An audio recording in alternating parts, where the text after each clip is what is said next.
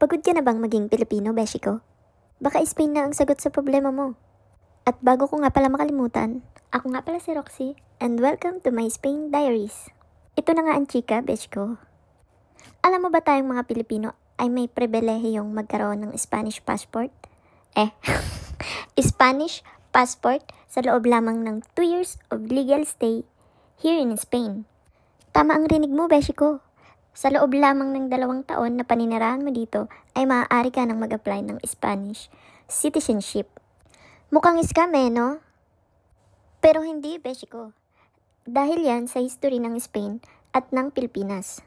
Dahil sa 333 years na pananakop sa atin ng bansang Spain noon, kaya binigyan nila tayo ng special shortcut ngayon. Kaya ano pang hinihintay mo, beshi ko? Tara na dito, sakupin na natin ang Espanya. Eme lang! O siya, salamat sa panonood. Hasta luego!